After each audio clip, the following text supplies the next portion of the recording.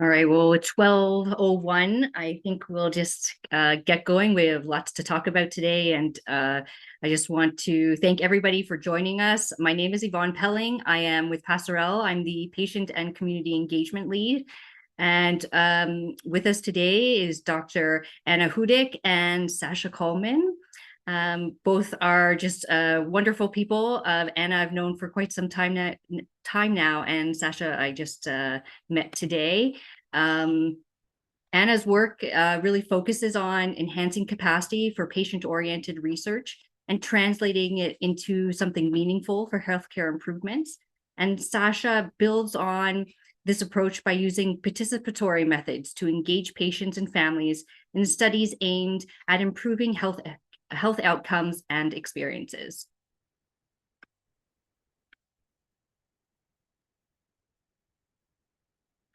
We want to go to the next slide. So we just want to do a land acknowledgement. This one is for Quebec City, and that is where the home office is for PASSERELLE. I am, however, located in Montreal, in Jojage, and something that's really reminded me of my responsibilities lately to the land has been enjoying the spring weather with my family and my dog. And while we're out and about and in these sort of small moments of together time, I'm sort of reminded of the generosity of the Indigenous people and their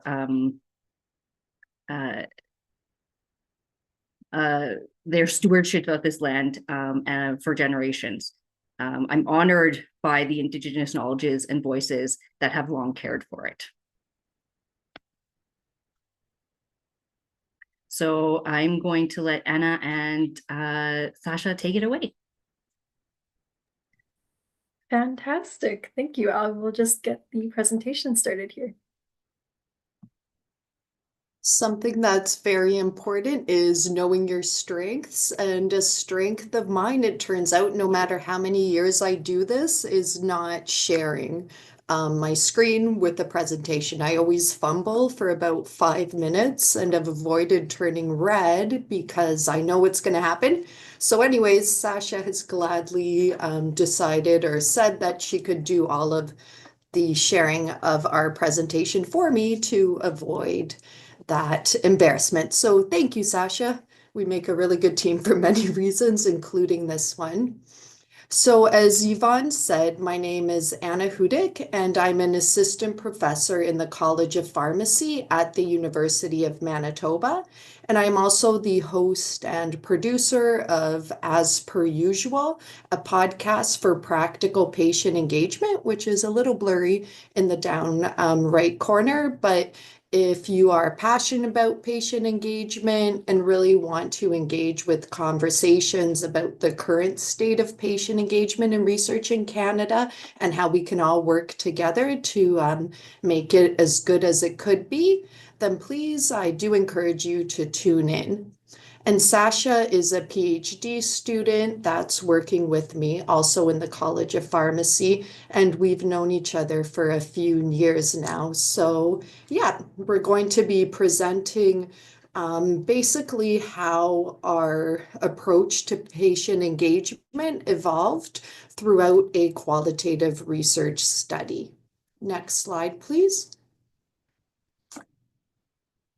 So the University of Manitoba campuses, which is where we are located on the original lands of the Anishinaabe, Innuwak, Anissinaawak, Dakota Oyote, and Dene peoples, and on the national homeland of the Red River Métis. We all respect the treaties that were made on these territories. We acknowledge the harms and mistakes of the past, and we dedicate ourselves to moving forward in partnerships with Indigenous communities in a spirit of reconciliation and collaboration. And as part of our land acknowledgement today, I wanted to share a teaching that was passed on to a first-year class that I was coordinating this year, and it was given my good friend and mentor, Deborah Beach Duchard. And if you look in the top left corner, and you might be stuck kind of moving your face to your screen if possible, because it's a little bit blurry, but what it represents is the medicine wheel. And my understanding is that the medicine wheel is an important symbol in Indigenous culture that's used to represent the different teachings, values, stories, and beliefs. And the medicine wheel's circular shape represents the interconnectedness of life, as well as the elements which are found within the medicine wheel. And the 4 different quadrants that you'll see represent a variety of different attributes that may vary according to who the teaching is coming from.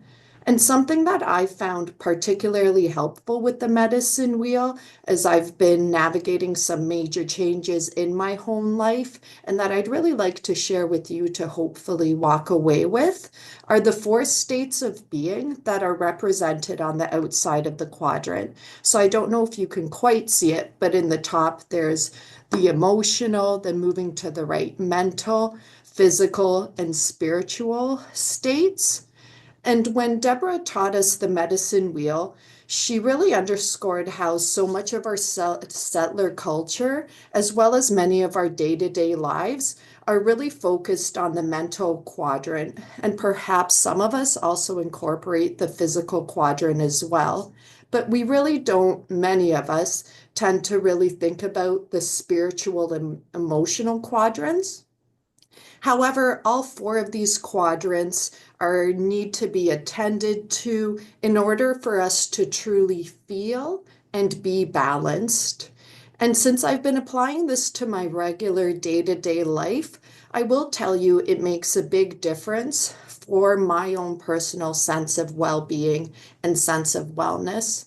So what I'm hoping to share with you is, as you go forward with your day, and I'm sure many of us fill out our agenda of our tasks and our to-dos, which are usually, focused on the mental, and maybe we're scribbling in the physical as well, to really think about how can you also attend to your emotional needs. So is that just to maybe reach out to some friends, or watch something that really helps you, bring you joy, or maybe even ponder on what it is you're feeling throughout your day, and also the spiritual. So how do you help to really attend to your soul? So I know for me, a big changer has been going out into nature.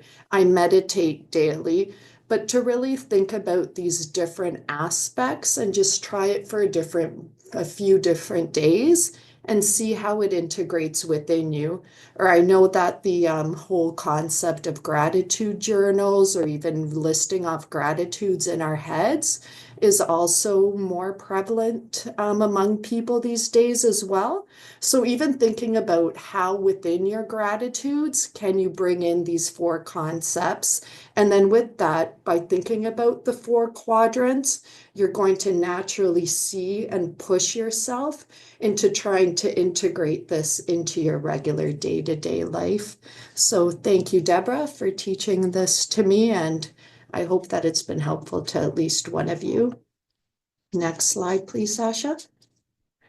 So I'd like to acknowledge the greater study team that was part of this project that we are presenting on, including Drs. Annette Schultz, Todd Duhamel, Carolyn Shimon, and Nicola McCleary, as well as Roger Stoddard and Serena Hicks, who were the patient partners.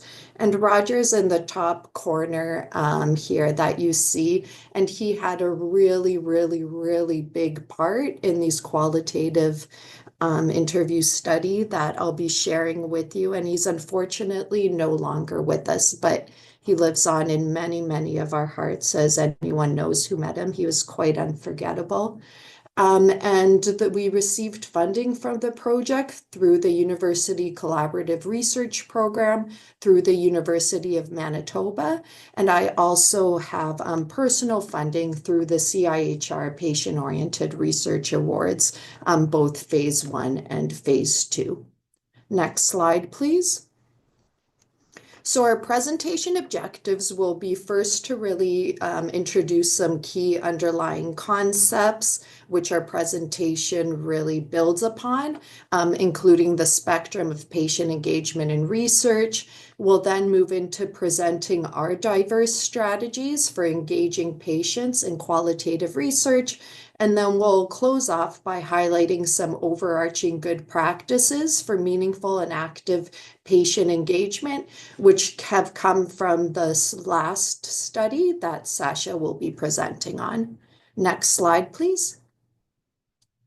So I'm pretty sure that all of us are familiar with this, but I'm still going to cover it just in case, because assumptions make asses out of you and me. And it's really good process in the engagement world not to assume anything, but ensure that we're all coming in on the same plane. So when we talk about patient engagement and research, I really like this definition that was developed by Harrington and others, and I find it captures the intricacies a bit better than the strategy for patient-oriented research or SPOR's definition. And so anyways, they define patient engagement in research as consisting of meaningful and active interactions between patients, care partners, and academic researchers across all stages of the research process. And what I really, really like about this definition is this next part, where they acknowledge that patients, care partners, and researchers all work together to guide study decision-making. So they state, where research decision-making is guided by patients' contributions as partners, recognizing their specific experiences, values, and expertise. So that whole notion that we all bring many different hats to the research. So patient partners not only have their living experiences of accessing healthcare or of health conditions, but that they also bring different backgrounds with them, and that all of that should help guide the decision-making within a research project. And then something that really explains this whole concept of research decision-making within patient engagement in research is the IAP2. So it's the International Association for Public Participation's spectrum of public participation, which you see here. And through it, they've really set out to kind of help us conceptualize better the different ways that patients can be engaged in research. And the spectrum varies according to the level of decision-making that patients have on the research project. So on the left side, there's this whole notion of consulting. So patients really act as one-off advisors that offer their ideas, expertise to the research team on a research project, and the research team can walk away with those and decide how they would like to apply it or not to whatever stage of the research project that's being talked about. Then the idea of involve moves the needle a bit over, where patient partners are for the most part acting as advisors again, but this time throughout the stages of the research project. And this often comes across through research advisory committees that are becoming more and more common within patient-engaged research projects. Then there's the idea of collaborate, where there's the team and the patients and the other members of the research team are really coming in as research partners. They're sharing their decision-making, and they're all together on the same plane, guiding the research project. And then there's empower as well, where it's actually the patients leading the research, and the rest of the research team is there to support it happening. Next slide, please. And just to quickly ensure we're on the same page, by patients and care partners, we're referring to individuals with personal experience of a health issue or of accessing health care, as well as their loved ones. So family, friends, anyone who's in basically a non-paid role supporting the patient. And then patient partners, we refer to them as collectively patients and care partners that are engaged in research as members of the research team somewhere along the spectrum. Next slide, please. So the research that we're going to be presenting on is actually embedded within a three-part research project that sought to examine the current and preferred future states of patient engagement in research in Canada. And the way that we did it was through a three-step approach in which we first sent out a cross-sectional survey to patient partners and academic researchers funded through the Strategy for Patient-Oriented Research.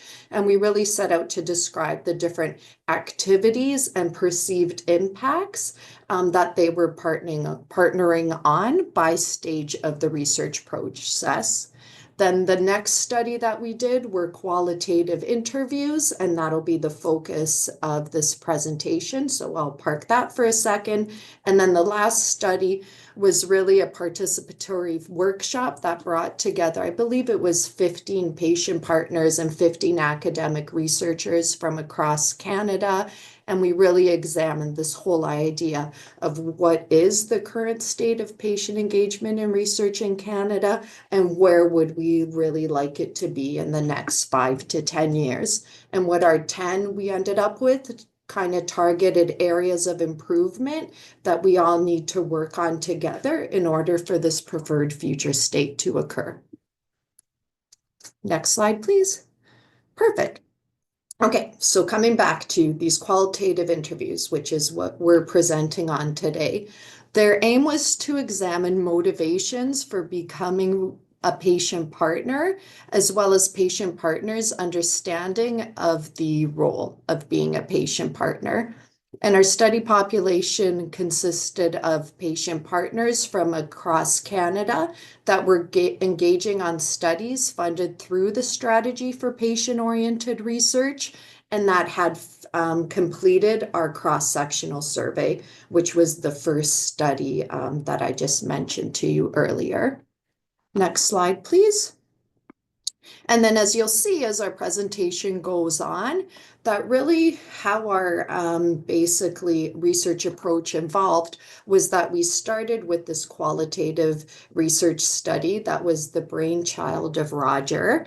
And then as we were going through it and we were really learning more and more about engagement, something that came out for me as a big stressor is that I'm not a qualitative researcher by training. I'm actually an epidemiologist. I love numbers. So then when it came to really analyzing the data after we had collected all our interviews, this whole idea came out about people have shared their stories with us as our research participants, but how is it that we could better engage them so that they can help us make sense of their stories and help ensure that what they shared with us is how it's coming across within our knowledge translation. So when we write up our manuscript, when we do our presentations, and then so through that, we created this approach, which we named participatory member checking,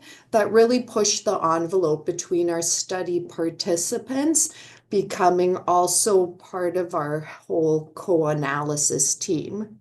And then from that, Sasha, I had been on our master's committee, was really doing this cool thing that she'll tell you about more, where she was applying this approach of engaging patient partners as actual partners in analyzing her master's research data. And I thought, you know what a great way to keep pushing the envelope even more. And since we had a bunch of data that we collected, I said, hey, Sasha, you know what? You are the perfect person for the task to really replicate what you did there with us to help ensure that our next manuscript that focuses on the barriers and facilitators of patient engagement is even that much more participatory. All right, so this is the last slide for me, and then I will be turning it over to Sasha. But what I'd really like to share with you is the engagement approach that I took along with Roger for this first qualitative research study that then was the kickoff for the other ones that Sasha will be sharing. And really, as I mentioned, it was the brainchild of Roger Stoddard, who was my main patient partner on the project. And he had been literally involved from the inception of our three-part project. He was involved with helping us conceptualize the grant that we wrote to support it. And something that he felt really passionate about was interviewing patient partners together and moving beyond just the words that we found through our survey to really talking and exploring how patient partners felt about the role. And so he and I conceptualized the study together, and we would meet every week, every 2 weeks, and we would just talk about things. And as you know, when you work with different people, it's vital to figure out what their preferences are, whether they would like you to take the lead on writing, and whether they even have access or would like access to something like a word editing software. So what worked for us was that we would meet, I would write things out, I would save them as a PDF because that worked better with a smart device, and I would share it with them, and then we'd go back and we would verbally talk through different iterations till we were basically done. And he also helped collect the interview data with me. So we together carried out all of the pilot work, we carried out the interviews, and it was really good because while we had an interview guide that outlined the different questions and the prompts that we would ask, as anybody knows who's done qualitative interviews, there's also things that participants may say that really kind of you choose to delve into as well. And because he was coming from the patient partner perspective and I had my academic researcher perspective, the types of questions that we would ask it's called probing, probe people's answers, would be different and really complementary and also synergistic to what I think either one of us would have brought. And our last question of the interviews involved asking the participants how they felt about having a patient partner, an academic researcher conducting these interviews together. And all, or most anyways, participants said that they really enjoyed it because it helped them feel more comfortable in the setting. It helped really walk the talk of patient engagement in research, and that they liked the little kind of back and forth that Raj and I had together as well. And so when it came to analyzing the data, I took the lead along with my supervisor at the time. And then Roger supported it, and that was his preferred way to be engaged at this stage. So he read 2 interview transcripts and then thought about the different kind of codes we could be using to take the ideas that people were sharing and basically create like groupings for them, which then turned into themes. And so we met and we talked about that. We decided on what these should be, and then he was involved through the process where we check in with him as well. And when it came to writing up the manuscript and then presenting on the data, that's when he started to get sick, but he was also again engaged in that through regular meetings as well. So it was truly a collaborative approach and one of my favorite studies because I got to do it with him. Next slide, all over to you, Sasha. Perfect. Well, thank you, Anna, for introducing the presentation and introducing the first approach. And I'll be taking it from here to talk about approaches number 2 and 3. So something really great that Anna touched on in our first couple slides was that we collected these stories from our interview participants, And then we need to take those stories and kind of turn them into a cohesive whole to answer our research question or meet our research aims. But something that was important to us was actually involving the people who shared their stories in co-creating those research findings. And so doing that can also enhance the trustworthiness of your qualitative research and its relevance by making sure that your research findings are accurate and resonate with your participants' experiences. And one way that qualitative researchers often do that is through a process called member checking. So I have that on the slide here.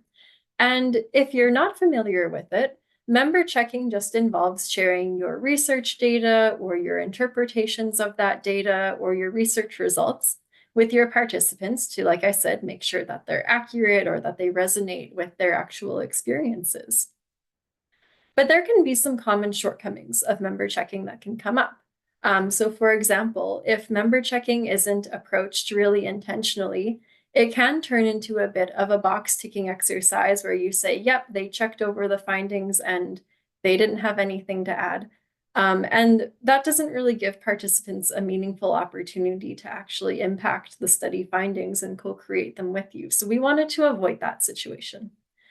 And so to mitigate that problem, we actually blended our approach to patient engagement with traditional member checking approaches to kind of make a hybrid approach that we called participatory member checking. And in this process, we engaged our research participants as patient partners at the level of consult, where they were asked to provide input on the proposed themes from our interview data. And I'll walk you through the steps of participatory member checking now. But if you're interested in learning more, that a study that kind of is a worked example of the steps of this process was recently published in the International Journal of Qualitative Methods, and we're hoping it can be useful for other researchers to use in the future. So let's go through the steps of participatory member checking now. And we used 5 steps in this process where we first elicited written feedback. We then summarized that feedback. We checked to make sure that we understood the feedback that we received. We implemented the feedback, and then we demonstrated accountability. And I'll walk through each of those stages in detail. And I also wanted to mention that of the 13 participants who completed qualitative interviews in the original study, 11 of them agreed to come back and do member checking with us. So let's go through step number 1 of participatory member checking, which is eliciting feedback. So in this step, we shared an interactive document with our participants that contained a summary of the different themes and sub-themes that were generated from the interview data. And I have a couple clips from that document on the slide here, so you can get a sense of what that looked like. But basically, for each theme and sub-theme, participants were presented with the theme name, the number of participants who contributed to that theme, as well as example quotations from each of the themes, so they had a sense of what they meant. And then after reviewing that information, they were asked to answer the following questions in writing. So first, do you see yourself in these themes or sub-themes? Is there anything missing that you would add? Is there anything that stands out to you? And do you have any other comments? So they provided their comments on each of the themes and sub-themes that we proposed from the interview data. And so after filling out this form and kind of responding to all the themes, they shared that document back with our team, and we carried on to the next step, which I'll share with you now. So in step number 2, we summarized all of the written feedback that we received in step number 1 and synthesized it into a single document that looked a little bit like this. So for example, on the left-hand side, you have participant input, and then on the right-hand side, you have the change to the analysis. So in response to this theme that was talking about the purpose and value of being a patient partner, participant number 4 mentioned that I don't see anything in here in this theme about providing input that's representative of the broader community or society. And that's something that's really important. So after receiving that feedback, we then made the change to the analysis where we created a new data code that was about providing input that was representative of that community or society perspective. And we repeated this process for every comment that we received on the analysis that required a change to be made. And this step was really helpful in our participatory process for a couple different reasons. So first, as researchers, it really held us accountable to not only collecting feedback, but also implementing it. And then later on in this member checking process, creating this summary also allowed us to show participants how their feedback was used, which was really meaningful to them. And I'll touch on that point in a couple more steps. But now we've received all this feedback and we've summarized it in step 2. So let's move on to step number 3.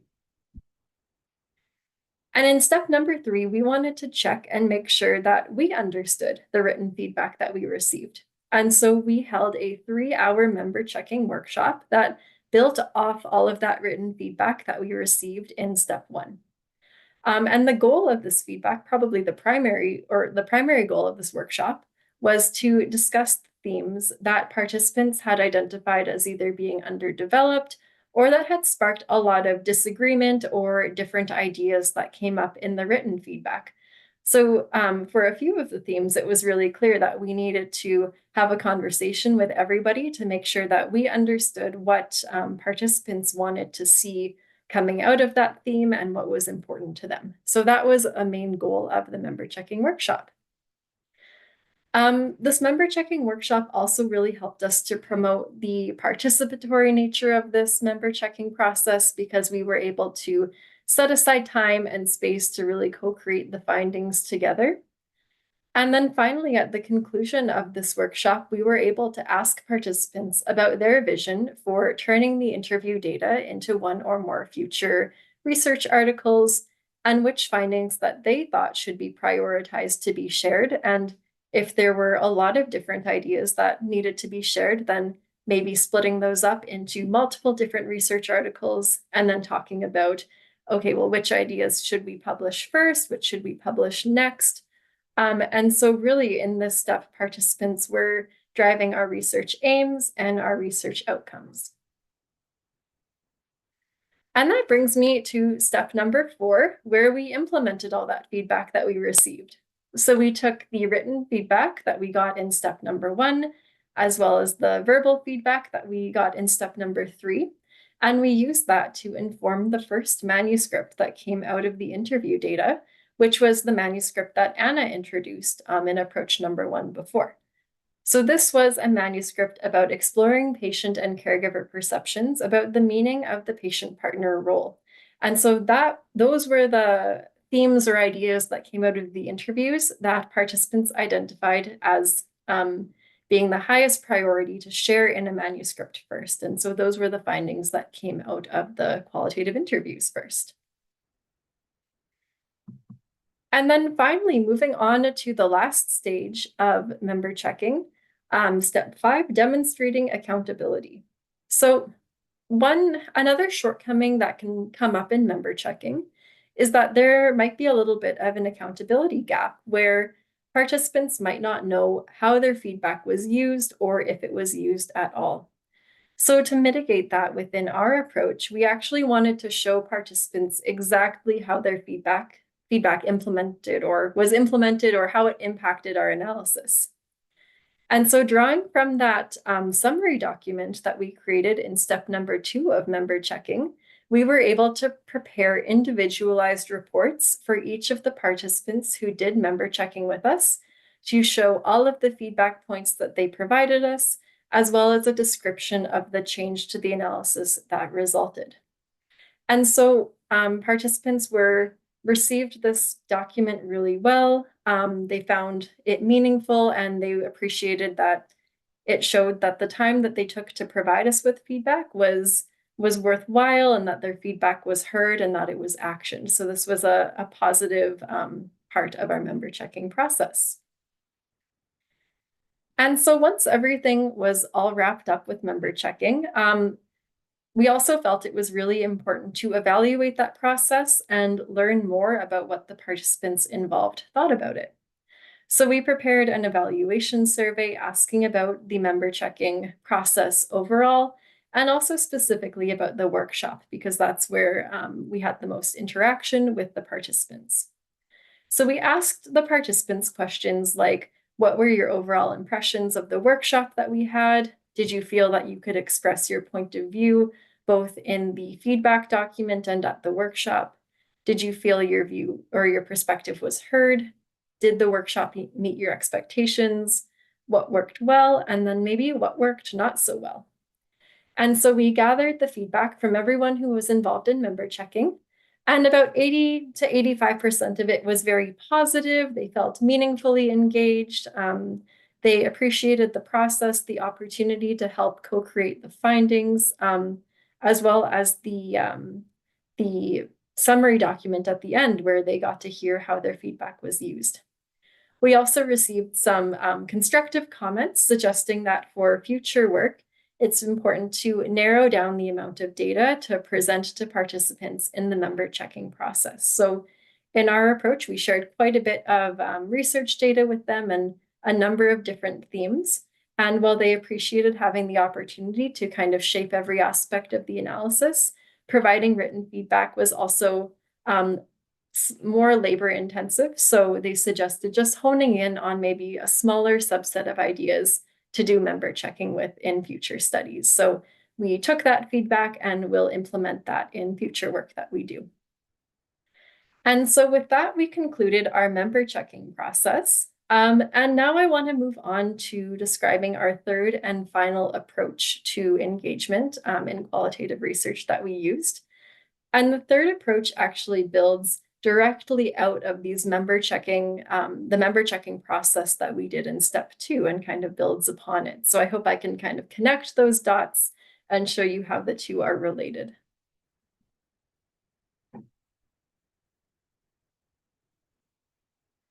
Okay. So moving into approach number 3, I want to first connect those dots that I mentioned. So if you recall from our member checking workshop in approach number 2, we asked participants what their priorities or vision was for publishing the different themes that came out of our interview data. And something that we really concluded from that conversation was that there were a lot of different themes that were identified as being important to share, and more than we could fit in just one research article. So we decided to publish 2 research articles from our original qualitative interview data set relating to 2 different aspects of that data. So like I mentioned before, the first article was related to the meaning of the patient-partner role. And then the next article that we wanted to publish was specifically looking at the barriers and facilitators to patient engagement. And so we initiated the study shortly after I finished my master's degree, and I had finished my participatory analysis for my master's thesis. And I started working for Anna as her research assistant. And we were saying, well, wouldn't it be really super cool if we were able to apply that method of co-creating qualitative findings with patient partners and bring it to meet this research aim of looking at the barriers and facilitators to patient engagement within this set of interview data. So that's exactly what we did. And that was one of the first projects that I got to work on in our lab together. So following those recommendations from approach number 2, we did explore the facilitators and barriers to patient engagement within the interview data. And we wanted to add that other layer of engagement onto this process by engaging patient partners in the data set itself. And those patient partners were engaged at the level of empower and collaborate, because at some points they were leading the analysis, and then at other points they were supporting the analysis. And I'll kind of paint a picture of what that looked like coming up, but we did work very closely together. And the specific approach to analysis that we used was called participatory theme elicitation, and I'll tell you all about that and walk you through the steps of that process in the following slides. But I also wanted to mention something kind of exciting, that the research article stemming from that work is just towards the finish line of being prepared, and we're hoping to submit it to a journal soon. And so the patient partners who co-authored that manuscript with me and who did the analysis with me are listed on the slide here. And I think we formed a super great team. So just describing some of the engagement work that we did for approach number 3. So I had the opportunity to work with 8 patient partners from across Canada who were not, or from 5 different provinces in Canada, who were not part of the original qualitative interviews. So these individuals brought fresh perspectives to our interview data as we were analyzing it. And they were also able to supplement our interview data with their own lived experiences of being patient partners. And they had experience ranging from 1 to 32 years of being patient partners. They also brought different perspectives, including different linguistic backgrounds and diverse identities. So we were able to really supplement that interview data with new perspectives. We worked together for about 5 months, which involved co-analyzing the qualitative data together, as well as co-writing the manuscript. And again, our goal was to analyze that data with a specific eye for picking out the facilitators and barriers to patient engagement that participants talked about during the interviews. And like I mentioned before, the analysis technique that we used for this study was called participatory theme elicitation. And I'll call it PTE going forward, just because that's a little less of a mouthful. But PTE has 5 steps, which are data set selection, capacity building, open sorting, data grouping, and data analysis and interpretation. So we'll walk through each of those steps together. And again, this process occurred at the level of collaborate/empower, where patient partners were driving forward steps 1, 2, 3, and 5. And then us as researchers were kind of driving forward step 4. So going into the steps of PTE, let's start with describing a little bit about what we do in step 1. So the goal of step 1 is to curate a subsample of participant quotations from the larger qualitative data set. And we do that in collaboration with a patient partner. So I worked with a patient partner to kind of sift through those 13 interview transcripts, and we identified 90 quotations from across those transcripts that were really highly relevant to the barriers and facilitators of patient engagement, representing a wide range of experiences, and also being careful to represent all of the different participants who contributed data to that study. And the reason that we kind of go through and identify a subset of data is to make PTE more feasible and more acceptable to patient partners in a co-analysis technique. So this process helps us narrow down the data so that we're working with a subset that is kind of manageable to analyze as a big team. And we're also making sure that all of the data we're working with is highly relevant to our research aims, so that we're spending more time organizing that data into meaningful themes and kind of less time sifting through data that's not as relevant to our research question. So that's step number 1. In step number 2, we move on to capacity building. And the goal of capacity building is to make sure that everybody on the team has the tools that they need to meaningfully engage in the analysis.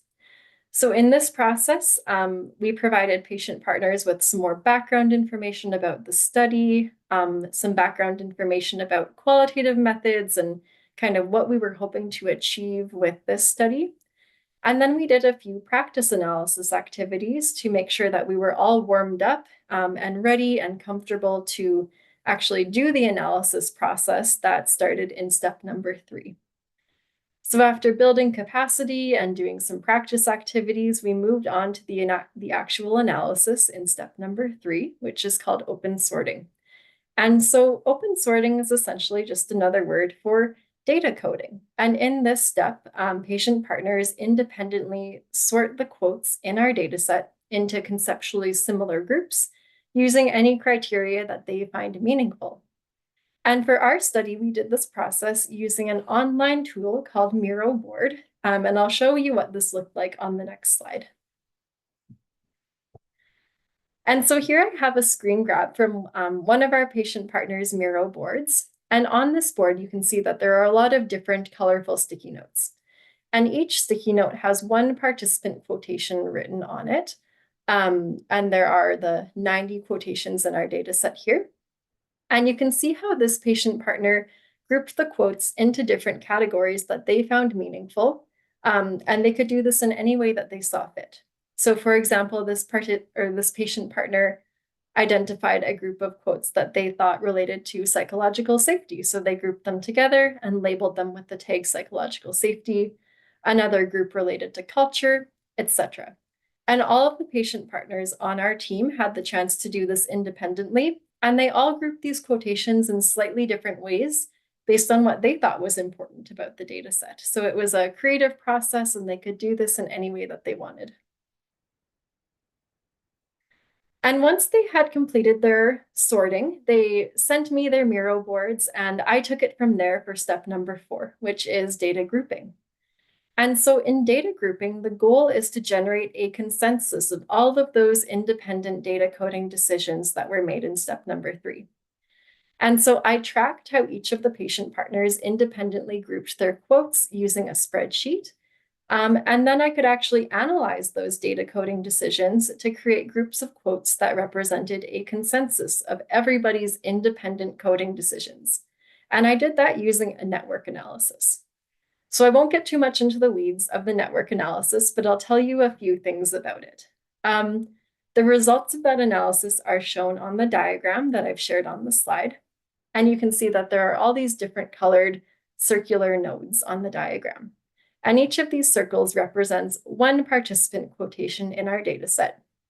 And the lines connecting the different circles, as well as how far apart they are from one another, tell us a little bit about how frequently they were grouped together into the same groups by all of the patient partners on our team.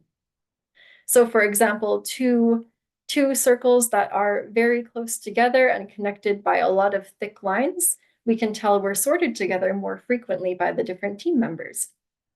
And so what our network analysis does is that it looks at how frequently these quotes were sorted together, and the ones that were sorted together the most frequently are then clustered and kind of separated into their own subgroups. So you can see that our analysis resulted in 4 subgroups of quotes that emerged that are represented in the colors red, pink, blue, and green in the diagram. And essentially what these clusters represent are candidate themes from our data set that we can then further refine through group discussion later on in the next step. And so you might be thinking this method is a little bit unorthodox, and that's because it is a little bit unorthodox, but it helps us really make this process more participatory. Normally in qualitative analysis, even if you're doing like team data coding, you're often not looking for a quantitative representation of how everybody coded the data. But in this, in our PTE process, the step is actually really helpful because it ensures that everybody on the team has an equal chance to contribute to those initial set of candidate themes. So no matter how soft-spoken someone is or how outspoken someone is in a meeting, they all have an equal opportunity to share their ideas about how these quotations should be grouped together into themes. And it kind of represents an equitable starting point for our theme development. Another helpful thing about this diagram is that it helps us show kind of conceptually what a theme is to our group of patient partners who may or may not have had past experience doing qualitative research. So we can show this diagram and say, okay, there's clearly some patterns emerging in how everybody on our team sorted the quotations into different groups. And there are some quotations that we know have maybe similar meanings or are grouped together into what we think are themes. So there's a story to be told in this data, and our job as the research team is to figure out what that story is and then make themes to tell that story. So let's move on to step number 5, where we did just that. In the final step of PTE, which was data analysis and interpretation, our patient partners took those candidate themes from the network analysis and looked at those different groups of quotes and actually decided whether those groups of quotes constituted meaningful themes. And we did that through about 4 2-hour-long group discussions that we kind of stretched into the fall and winter of last year. And so as part of that process, patient partners were welcome to rearrange the quotations in any way that they saw fit, move them from one group to another, or even create new groups. And once they were satisfied that all the quotes had been meaningfully grouped into themes, they named each theme and kind of discussed how it contributed to the overall story of our research findings. And so in our study, patient partners did just that. They moved the quotes from one group to another, and they created sub-themes within each of the theme as well to kind of break apart that story and tell it in a way that made sense to both their experiences and aligned with what we found in the research data. So let me tell you more about those research findings now. So I'm going to get my laser pointer here. And from our research findings, we identified 4 themes that were related to the facilitators and barriers of patient engagement. So theme 1 looked at co-defining roles and expectations. Theme 2 looked at demonstrating the value and impact of engagement. Theme 3 looked at psychological safety. And theme 4 looked at outreach and education. And within each of these themes, our findings ranged on a continuum from the facilitators to the barriers of patient engagement. So for an example of that, within theme 1, co-defining roles and expectations, we had some participant statements that talked about how engagement is facilitated when roles are negotiated collaboratively and the team works together to decide how they want to work together. And then under the barriers of engagement, we found that when there's vagueness and lack of role description or a lack of timeline, that's when barriers to engagement can arise and problems can come up. But for kind of to cap off our presentation today, I just want to take you through the left-hand side of this diagram here and talk about some of the facilitators to engagement that we found. And provide some actionable examples of how we can make those facilitators happen that hopefully you might even take away today and possibly implement in your own work to support meaningful engagement. Hey, Sasha, I wonder, since we have about 7 minutes left, if maybe you could focus on the actionable, so there's like time for even a question or two. For sure, yeah, absolutely. Absolutely. So under theme 1, co-defining roles and expectations, we looked at how do you collaboratively negotiate roles. So that can be done by creating a terms of reference or a team charter at the research outset, and deciding how you want to work together throughout the entire research process.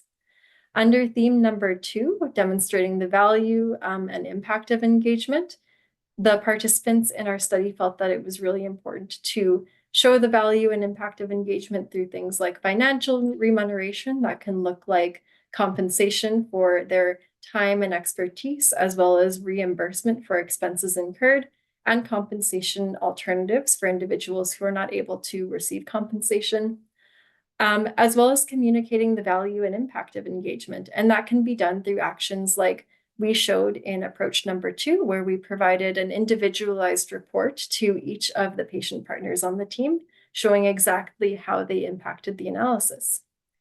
And then under theme number 3, psychological safety, making sure that everyone feels safe and welcome to share their ideas and their thoughts within the research team, even if they have critical thoughts or suggestions for change.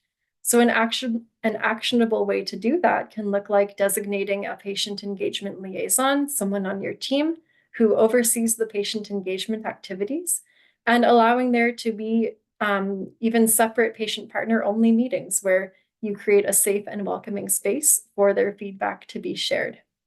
And then finally, outreach and education. Engagement is facilitated when patient partners know about these opportunities and they're able to connect with research teams. So working with community leaders or sharing opportunities at community hubs and making sure that our recruitment materials are tailored to be acceptable and respectful to the different groups that we'd like to work with.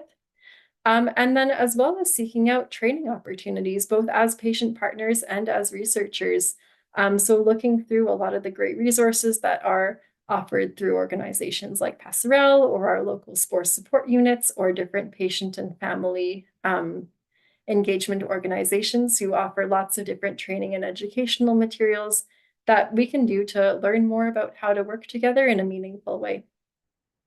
And so with that, I hope those are some actionable takeaways from those research findings that you can consider. And I just want to say thank you so much for taking the time to listen today. Our 2 studies that we talked about that are published are on the slide here, as well as a plug for Anna's awesome podcast on the practical patient engagement approaches. So thank you. Thank you, Anna and Sasha. That was really wonderful talk today.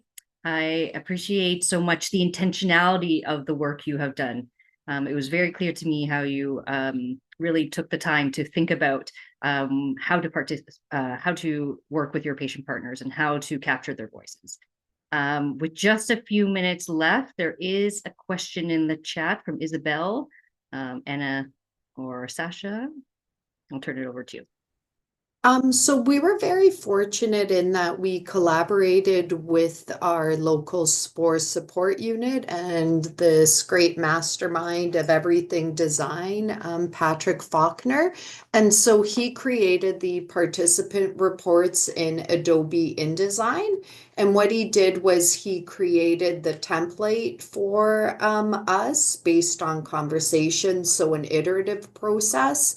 And then I ended up getting a subscription to InDesign so that I could then, after a tutorial and some videos, basically work off that template and create it for every single participant. So it's Adobe InDesign, and you can get it through Adobe Express Suite, I think it's called. It's like a whole cluster of software.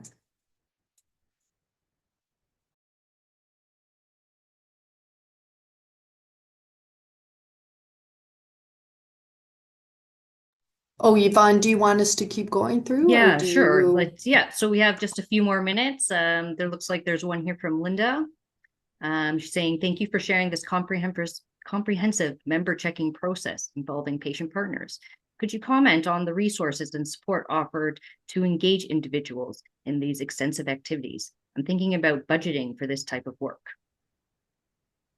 So I can speak to the work with Roger. So at the time when we started, it was still when it was more commonplace to pay people with a stipend. So Roger was compensated through an annual stipend, and I don't want to misrepresent it, but I think it was maybe $1,000 plus extra stuff like software as well. And then for the patient partners, we paid them hourly for the participants. We paid them hourly $25 an hour for taking the time to fill out the report, as well as for engaging in the actual workshop itself, plus prep time. So that would probably end up costing you $100 for the workshop with prep time, and then filling out the report. They ended up needing more than, I believe we budgeted 2 hours. So I would say maybe $200 a patient partner for that. And then Sasha, what would you say for the budget for our other studies, which came out of my research funds? For the facilitators and barriers study, we needed about 12 hours in total time for analysis, and then another 12 hours for co-writing the results of the research. And that again was at an hourly rate. Yes, hourly rate of $25 an hour. Well, thank you, Anna and Sasha, and thank you everybody for joining us today. It is 1 o'clock, so I will send you all off to lunch if you haven't had a chance to have that yet. And Chris, we'll get back to you with your question. We can see it in the chat, so I'm sure Sasha or Anna can reach out to you.